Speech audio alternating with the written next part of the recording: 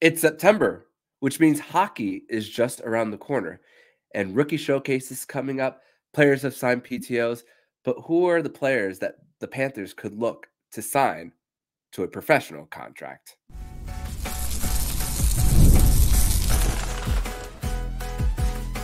You're Locked On Panthers, your daily podcast on the Florida Panthers. Part of the Locked On Podcast Network, your team every day. And welcome into this Wednesday, September 4th edition of the Locked On Florida Panthers podcast, part of the Locked On Podcast Network, where it's your team every day. Thank you for making the Locked On Florida Panthers podcast your first listen of the day. I'm Armando Velez from the Hockey News. You can follow me on X at MondoMan12. Follow the show account on X and Instagram at LO_FLA Panthers. And shout out to the everydayers who come back here and get your daily Florida Panthers fix, and 3 to 4 times a week during the month of September. Today's episode is brought to you by Game Time. Download the Game Time app, create an account, and use code LOCKEDONNHL for $20 off your first purchase. Terms apply. Download Game Time today. What time is it? It's game time.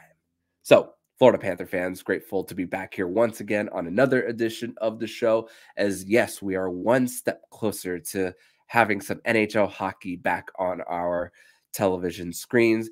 But we, like I mentioned at the very top, we have Rookie Showcase coming up next week, and sometime later this week for the Panthers, we are going to see the lineups released for Rookie Showcase, which, if the rotation is correct, we should see it be held in Nashville this year.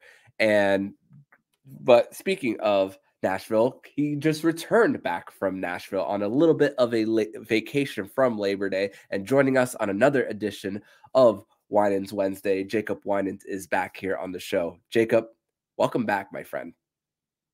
Yeah, thanks for having me. That was love the intro there. I think the rookies are going to have a heck of a time out there in Nashville. It's a super cool city, super nice arena. I got to check out Bridgestone while I was out there.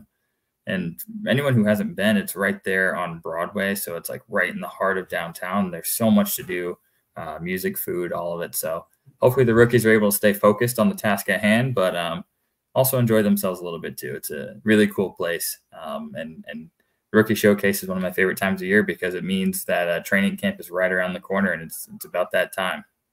Yeah, and still no official word on when Media Day is. I'm going to guess maybe around September 17th, September 18th, around that time, right before the first Panthers preseason game on September 22nd against the Nashville Predators. They're a doubleheader on that day. But I do want to give you a minute or two on just your thoughts on the whole Johnny Gaudreau situation, because since the last time you and I recorded, that's when the unfortunate events happened. So I want to give you the floor a little bit on just to give your thoughts on everything.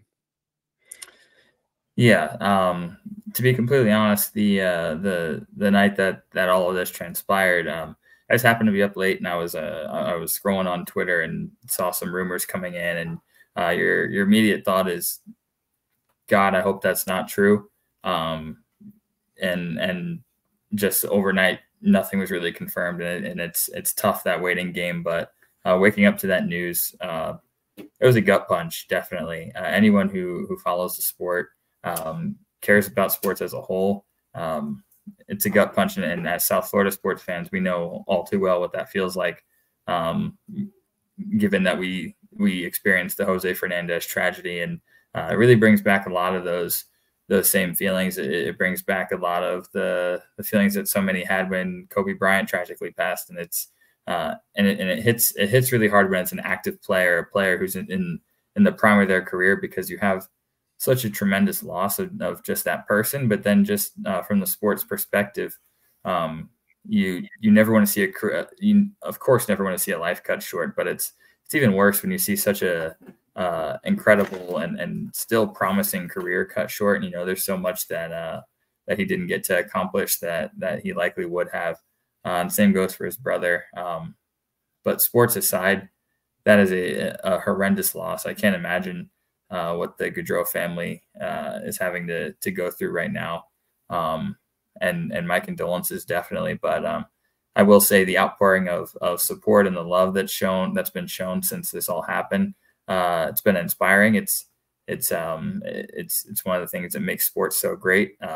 so many people don't know the athletes that they cheer for, but have such a connection to them, and everyone has a story of what any given player means to them. And Johnny Gaudreau, Matthew Gaudreau, they meant a lot to a lot of people, and you really see that in the outpouring of love and support after the fact. So from that standpoint, you of course try to look at those positives, and the absolute worst case scenario that you could ever imagine. But yeah, it's horrible. It's absolutely horrible. And I expect that the NHL and every team, they're going to carry Johnny and his brother with them this entire season. And yeah, I just really, truly, my condolences and praying for their entire family and everyone that they've touched. It's heartbreaking.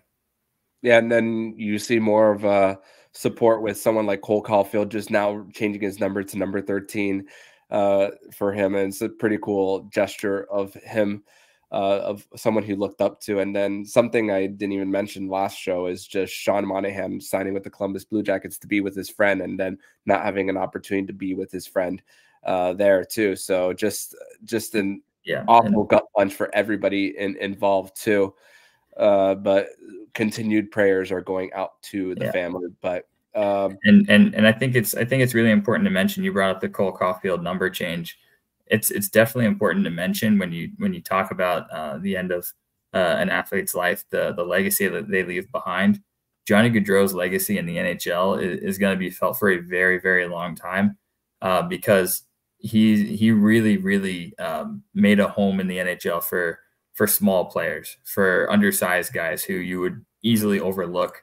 We talk about the story of his first NHL game. Security didn't think he was even a player. He was so undersized, but played with such a huge heart, incredible skill, and made a home for so many undersized skill guys that are now coming into the league. So his legacy is going to be felt for generations in hockey. And if you've ever seen him in person, I got a chance to meet him in person one time very briefly a few years ago when he was with Calgary. He really was a small guy. Would not look at him on the street and think, oh man, that's an NHL superstar, but played above his size and really opened doors for a lot of players that are coming into the league now and will continue to come into the league because they looked up to a guy like Johnny Gaudreau. Yeah, and his legend, his legacy will live on for sure in the NHL, and I'm very excited to continue to celebrate him throughout the season, as the family is still mourning, but very excited to just continue on the conversation of who he was and the celebration of someone's incredible life too, although it did end in tragedy for him. But no easy way to transition from this conversation. So we are going to go ahead and transition to segment number 2, where we're going to go back to discussing the Florida Panthers and some extension happened in the NHL, and also some PTOs have been signed in the NHL, including a former Panther. We're going to discuss that next here on the Locked On Florida Panthers podcast.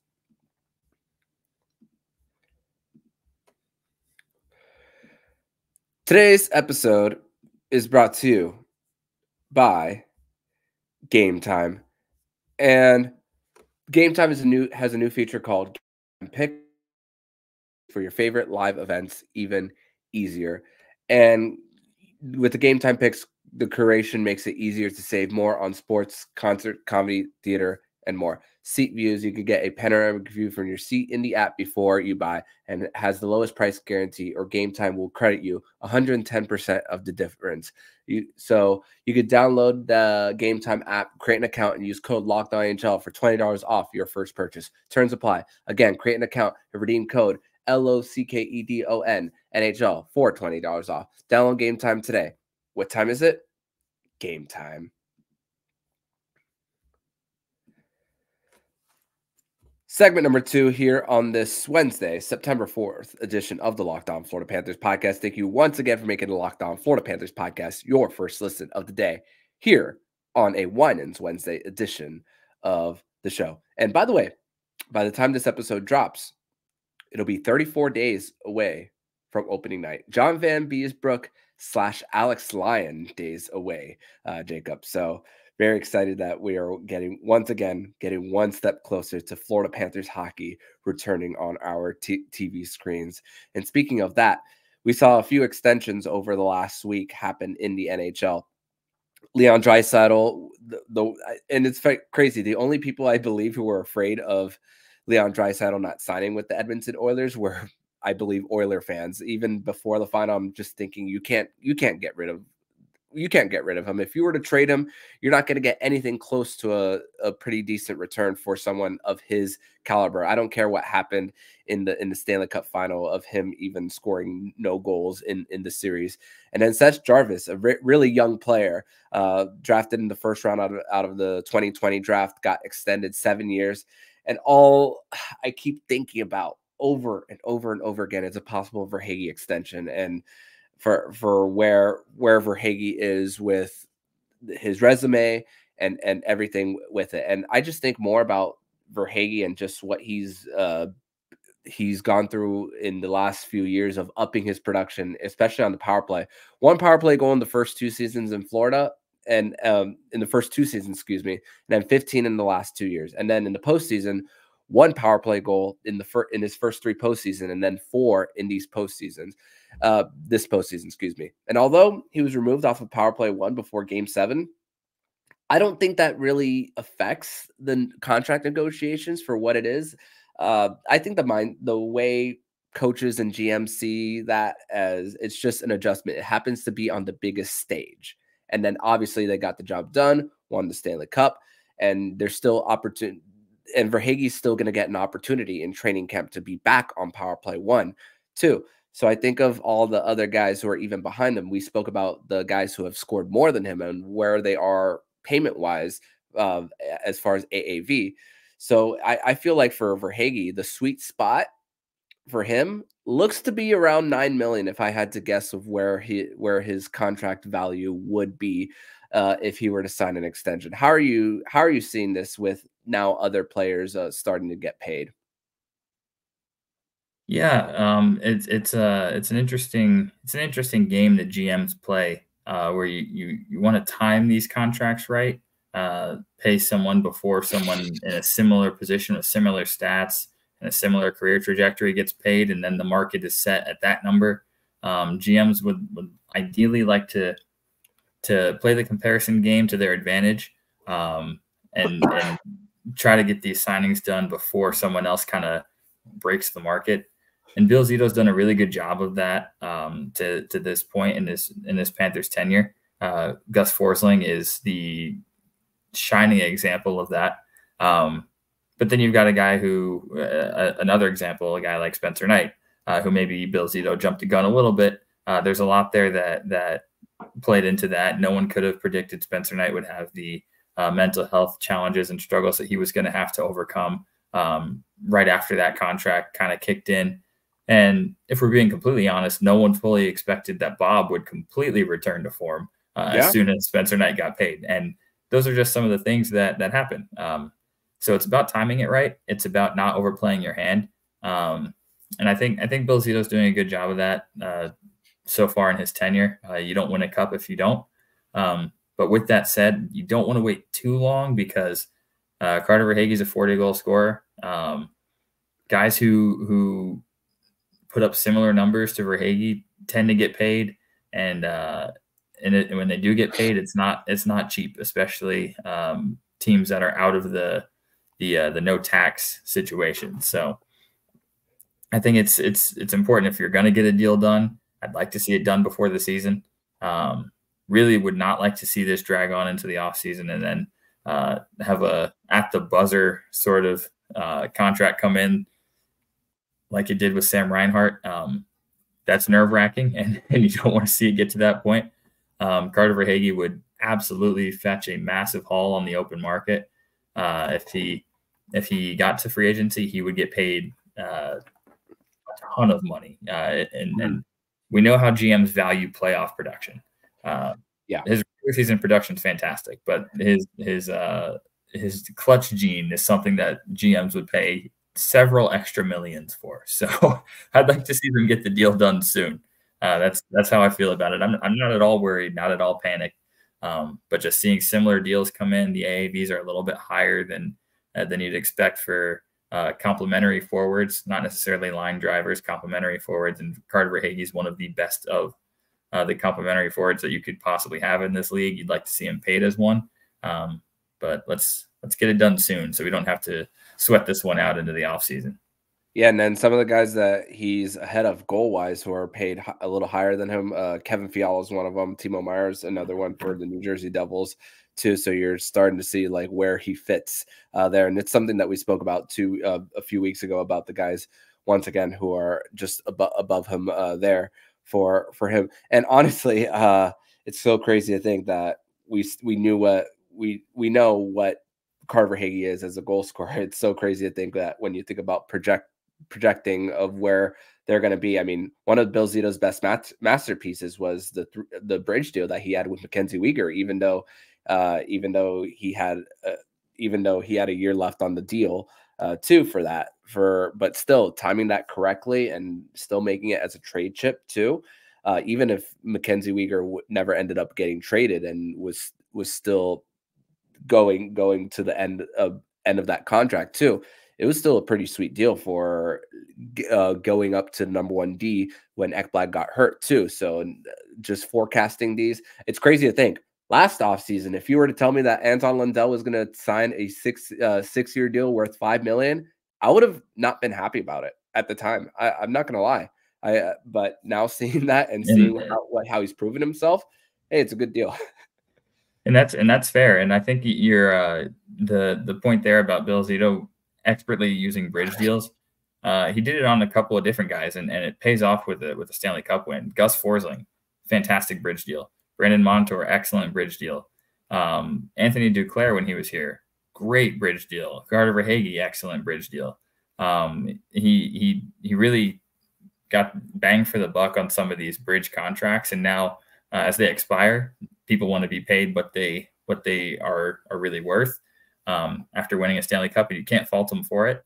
But Carter Verhaeghe is a guy that he definitely deserves a significant bump in his salary, and he's also a guy that I think his game will age well. So I don't think he's the type of player who you're going to have too much buyer's remorse when you give him that contract. You got to think about the fact that he doesn't have as much NHL mileage on him as other guys his age because he was such a late bloomer. So I'd be very happy to see him paid long term. Yeah, and then all the other bridge deals that you mentioned earlier that you're consistently creating cap space year over year so that you could still keep your competitive window. So it's just really smart GMing on his part there. But second part of this segment with what we have on the timeline, former Panther Steven Lorentz, Stanley Cup champion Steven Lorentz, and one of the nicest guys that you could ever meet. Grateful to also have spoken to Steven Lorentz outside of media availability too. I told the story a few weeks ago just about how I happened to walk by him as he was walking out of Amalie Arena after Game 3, which was one of his best games as a Panther. Him and Game 2 of the Boston series too. There, he has signed a PTO with the Toronto Maple Leafs. So now that's the third Panther that has won a Stanley Cup to have signed with the Leafs. It's gonna be a little difficult rooting against the Leafs, but wanting to root for good guys for their personal success too, obviously because of them being a big part of this championship for the Panthers. But for not only do I want to get your thoughts on Steven Lorentz signing it, but also I want to give you the floor on what are the players that you could see that the Panthers could bring in for a possible PTO, not necessarily make the team because the Panthers are already up against the cap, but who can you see coming over here to South Florida? Yeah, I'll keep it short because I know we're running short on time, but I think if I'm being completely honest, I don't think the Panthers would really look at any more, or at least many more defensemen. I think we kind of have a little bit of a logjam on the blue line, but I could see them going for some PTO forward options, which they've done the past couple of years. they tend to bring in some of these PTO forwards, and occasionally a guy makes the team. The past 2 seasons, PTO forwards have made the team. Johnny Gaudreau made the team and got himself an extension, and the year before that, Eric Stahl made the team as a PTO. So I think they like some of their PTO forward options, and I've got a couple for you. So number 1 on my wish list, as far as PTO forwards, I would love if the Panthers were to give Kevin Labanc a shot. He was really productive early in his career in San Jose, was surrounded by a ton of talent there at that time. And then just as the Sharks have sort of faded and gone into a rebuild, his game has fallen off a little bit, but he's only 28. And I think you could recapture some of his potential if put with the right line mates. And this all is kind of dependent on if Mackey is NHL ready, because you could end up with a little bit of a hole on that third line right wing if Mackey needs more seasoning in the AHL. Kevin Labanc's a guy who, if put with the right line mates, could really contribute in that kind of role. Another one that I like, I really like, or early in his career, I really like Dominic Kubalik's game. Believe he's still a free agent at the moment. And Kubalik is a guy who's depth scoring, not a whole lot of defense to his game, not a whole lot of physicality. So maybe he doesn't fit the Paul Maurice blueprint right this second, but he's a guy who he's also under the age of 30 and he can score goals. And if you put him in a sheltered third line role where Etu and Anton are taking up most of the defensive responsibility, both of those guys have offensive skill. They can feed him pucks. He can score, and then he can also contribute on PP2. So I like Dominic Kubalik as a PTO option if he could show that he's willing to buy in and forecheck. He's got some real offense to his game, and he's definitely got a good shot. So those are my 2 main ones. There are a couple of goalie options out there. I don't necessarily think the Panthers would look to add another goalie unless there's a real struggle in camp for either Spencer Knight or Chris Drieger. But there's a couple of goalie options on the market. Kevin Lankinen's a guy that I could see getting a shot. That's probably my main one. Panther killer Kevin Lankinen while he was in Nashville. Panther killer Kevin Lankinen. That is true. He put up a couple of really good performances against the Panthers when he was with the Predators. So he's probably my goalie pick. But I'll go with those 3. But if you had asked me to pick one, I would really, really like to see Kevin Labanc get the PTO out of that group. I don't think they're going to go goalie for PTO, but I do have 1 forward and 1 defenseman for who the Panthers could possibly target. One of them is Ryan Johansson, 4th overall pick from the 2010 draft, the pick right after Erica Branson. So it's crazy. Looking back at it, the 2010 draft was not a relatively strong draft overall for the NHL. And a guy who could get you 10 goals a season, maybe a little, maybe struggles with the physicality of the game with his board battles and everything. But multiple seasons of scoring 10 plus goals and could possibly fit on that 4th line if you need to shift someone to the wing too, because you very interesting pick there. Yeah, so as many guys have dual eligibility on the current roster already. And for defensemen, Kevin Shattenkirk, Stanley Cup champion Kevin Shattenkirk too. Although the stats say that he's a minus, even though plus minus isn't the be all end all, is very creative with the puck, and another guy who could possibly help them on the power play. And as there's still questions for them too. Does not have a lot of meat on him too, as he's just over the 200-pound mark for him too. So maybe that's a. But we all know that the Panthers over these next few years, especially with Aaron Ekblad's contract expiring, they need to find a way to get right-handed D in the big league, in the top level of hockey for them too. So that's another thing. That's a really good point you bring up there. Shattenkirk can run the power play, and he's also right-handed D. But I had a question for you, actually, if we're going to talk defensemen in this PTO discussion real quick. I kept one defenseman off my list strictly because I don't think the Panthers have any room for another left-handed defenseman. But if you think the Panthers would consider even thinking about bringing in another lefty on D, there's an intriguing name that I kind of like, and that's Travis Dermott. you think the Panthers would even give any consideration to another left-handed D, or you think we're at the point where it's strictly righties and there's just too many lefties to even consider another one? I mean, it doesn't hurt, but I mean, you have a guy that we haven't even really mentioned too much this offseason, Uvis Balinskis, who they are really high on too. So I think they want to really give him a chance too in the lineup, that as a development piece and someone who's on the cheap too. So, I mean, if they bring him for anyone for PTO, that's not going to be an expensive contract either way. So maybe Travis Dermott could be someone that they could bring in too for him. So So we'll see about where the Panthers go in that direction. But we're going to quickly transition over to segment number 3, where we are going to do a rapid fire would you rather segment here, as we have a few would you rather scenarios for this upcoming season. We'll discuss that next here on the Locked On Florida Panthers podcast. Segment number 3 here on this Wednesday, September 4th edition of the Locked On Florida Panthers podcast. Thank you once again for making the Locked On Florida Panthers podcast your first listen of the day here on a Winans Wednesday edition of the show. So, some quick would you rather scenarios for this segment. We are going to alternate. I'm going to give a would you rather, and then Jacob is going to give a would you rather scenario. So, Mackie Samoskevich, start him off on the top line or have him on the third line. What would you rather see, Jacob? This might be a hot take, but I would rather see him on the top line. I think give the young kid a chance to succeed right away. If you put him on the line with Barkov and Reinhart, or Barkov and Verhaeghe, he'll be sheltered from a lot of the defensive responsibility that you don't want a rookie having to deal with.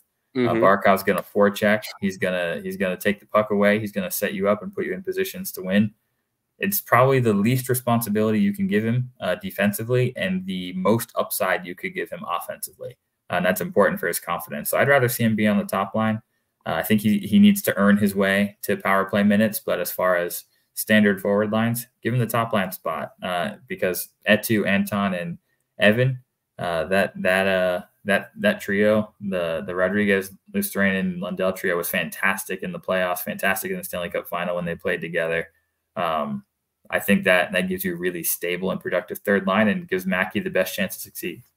Yeah, and then you could possibly put Erod on the second line, Reinhart back with Anton Lundell, who's you speak about defensive responsibilities. That defensive responsibility for Reinhart could go with Anton Lundell, someone he's very familiar with, and that's just Etu, Lundell, and Reinhart. That's going to be a hard line to score goals against too. So your first would you rather scenario? Yep, my first one. We talk a lot about Carter Verhaeghe's contract extension. We haven't talked a ton about Sam Bennett getting a contract extension, especially after Anton Lundell got signed. So would you rather that the Panthers trade Sam Bennett if they can extend him by the deadline, or would you rather see the Panthers ride out his contract knowing that he might walk and take another big shot at the cup? If they are contending and they're in a position to buy, you keep him. Under that circumstance, that trade was already worth it for the Panthers. So big part of your identity, you continue on and still try, and you say thank you at the very end, and you share so many memories of him winning the cup, and hey, you have a chance to do it again right before he gets his payday. So what about you on that one? If I had to pick, I would rather ride it out. I'd still hope that you get a chance to extend him. It's going to be tough given that the forward money is being spread around a little bit thin. He's a big part of the team, and if he ends up walking at the end, can't blame him. And no matter what happens, even if you recoup no assets in a trade, it's already worth it because his name is on the cup, and he's a Florida Panther for life. So it's to me, you keep him no matter what. Yeah. Next one. And it's funny, this is a conversation that I actually had with Kirby Lupol and the Cats and Rats podcast crew this weekend on Discord as we were doing our fantasy football draft. And we obviously went on to Florida Panthers hockey, off the record Florida Panthers hockey talk. And it was Ekblad back on power play 1 or 5 forwards. What would you rather have? I would rather put Ekblad back on power play 1. The 5 forward look is interesting, but even with Barkov being so defensively responsible, I don't necessarily want him quarterbacking the power play because it takes him further away from the net. And I want Barkov in a position to score. I want Barkov in a position to set plays up. I don't want Barkov having to worry so much about covering the point if the puck gets past him. I don't want him having to make the first pass and then get out of the way. I want Barkov to be in the action, within shooting range, near the net. And I think we have enough offensively talented defensemen to handle that QB job. So for me, I'd rather give Ekblad the look back on power play 1. And let's not forget, pre-injury, Ekblad was very effective quarterbacking the Panthers' top power play unit. He almost in the President's Trophy winning season, I believe he had like 53 points in 57 games or something like that. He was almost a point per game defenseman. And the year before that, before he broke his leg, he led all NHL defensemen in goals at the time that he went down. Ekblad has offensive ability. He changed his style to fit Paul Maurice's identity, which was admirable of him. And you have to credit him for doing that because it gave the Panthers a chance to win the cup, and they ended up doing it. But let's not act like Aaron Ekblad's not a number 1 overall pick with offensive talent. He ran a very successful power play as the QB, and I think he could do it again, especially in a contract year where he wants to maximize his own value. What about you? And it's funny because we talk about how he's adjusted his game more defensive minded, and he could adjust his game right back to those offensive capabilities that he does have.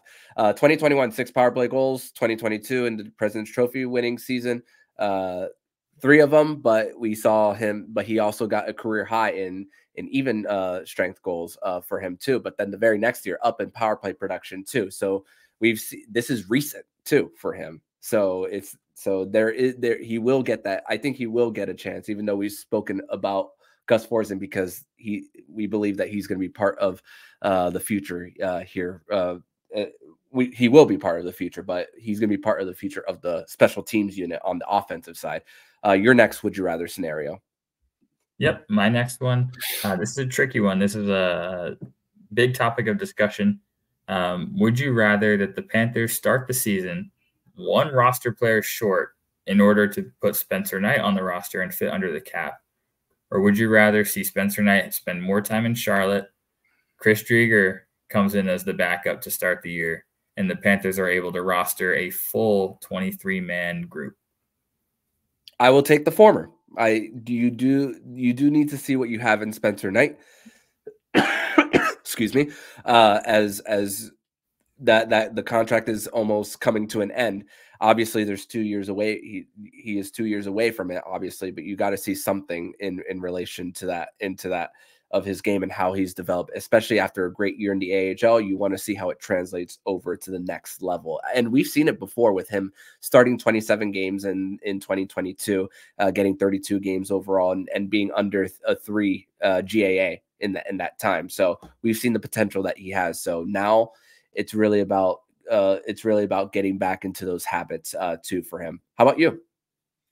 I actually agree with you. I think Spencer was so dominant by the end of the AHL season.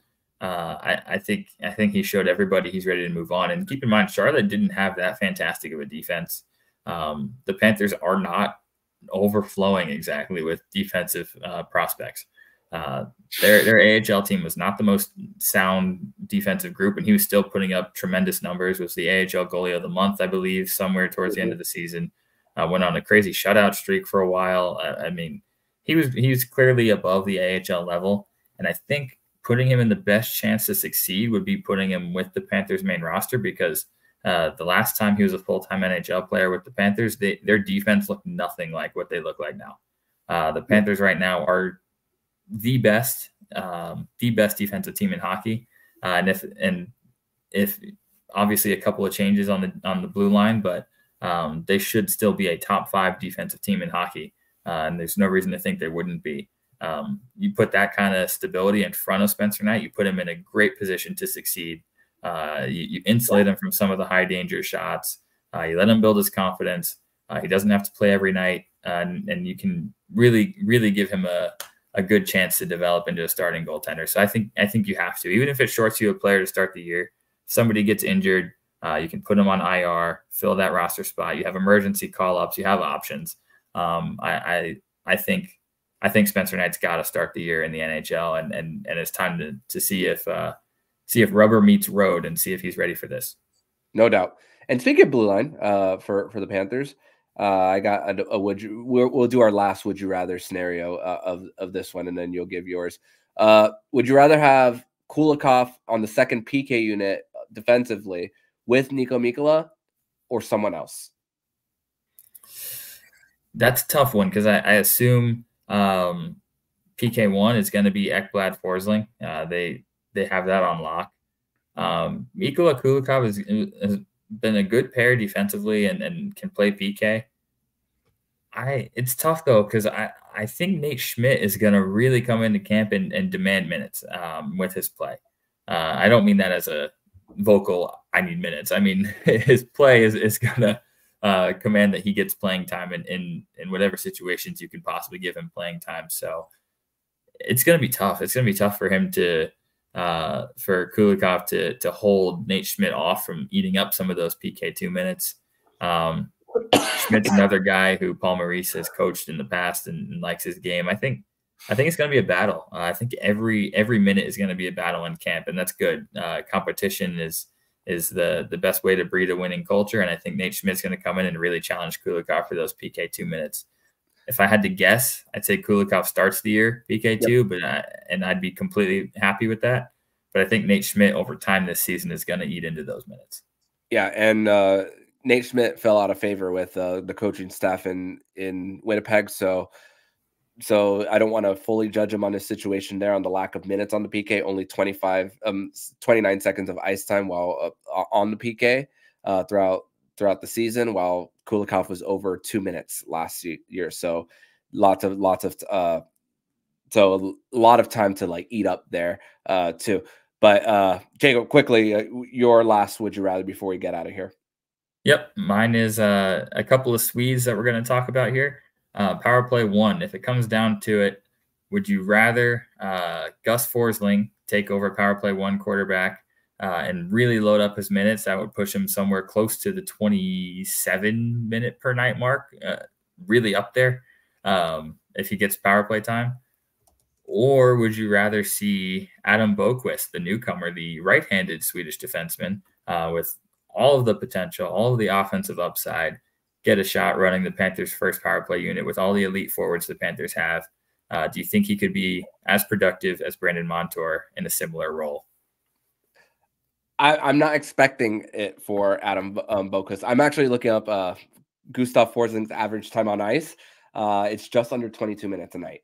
So to add those 5 minutes throughout a game and throughout a season, I mean, with Gustav Forsling being 27 and how fit he is, I think he's up to the challenge of taking that power play 1 spot for him and his overall endurance. So I don't think that will be an issue for him. How about you? I would love to see Forsling get a crack at it. I think that's the next evolution in his game. His shot is legit. His passing has greatly improved. He used to not be the most on-target pinpoint passer. He's done a tremendous job adding that to his game.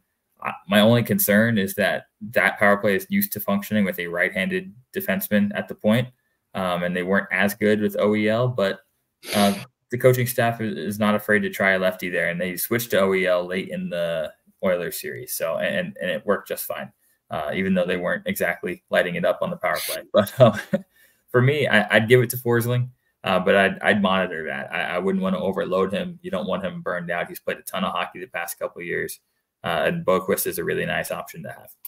Yeah, great to have those options and great to have the competition, which brings out the best in everybody. But Jacob, I want to thank you so much for joining me on this edition of the Locked On Florida Panthers podcast, discussing everything from contracts to PTOs to this Would You Rather segment here on the show. If you guys want to follow him on X, you can follow him at Jacob Winans 8, and just we're one step closer to hockey and can't wait for it to come back. So Jacob, thank you so much, my friend, and I will see you next week. Looking forward to it. Thanks. And if you like what you're hearing, please subscribe to the podcast to be notified every single time the Locked On Florida Panthers podcast jumps into your podcast feed. Don't forget to also subscribe to the other shows on the Locked On NHL network, including Locked On NHL, Locked On Fantasy Hockey, Flip Livingstone and Steel Roden, and Locked On NHL Prospects. Thank you once again for making the Locked On Florida Panthers podcast your first listen of the day. So I'm Armando Velez with Jacob Winans, and you've been listening to Locked On Florida Panthers podcast, part of the Locked On Podcast Network, where it's your team every day.